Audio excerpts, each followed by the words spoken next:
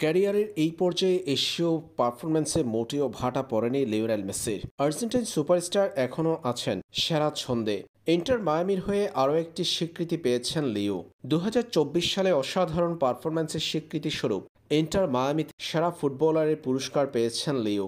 ২০২৪ সালে Lionel Messi inter মায়ামিতে ১৯ match খেলে গোল করেছেন ২০টি, অ্যাসিস্ট করেছেন ১৬টি গোলে। ১৯ ম্যাচে ২০ গোল ১৬ অ্যাসিস্ট, অর্থাৎ সরাসরি ১৯ ম্যাচে লিওনেল মেসি ২৬ গোলে অবদান রেখেছেন। ইন্টার মায়ামির ২৬ গোলে লিও মেসির নাম জড়িত। ২০২৪ সালের মোস্ট ভ্যালুয়েবল ফুটবলার নির্বাচিত হয়েছেন আর্জেন্টাইন সুপারস্টার। মেসির দারুণ এই স্বীকৃতি চমৎকারভাবে উদযাপন করেছে ইন্টার মায়ামি। লিওনেল মেসির হাতেই তুলে দেওয়া হয়েছে মোস্ট ভ্যালুয়েবল ফুটবলারের পুরস্কার।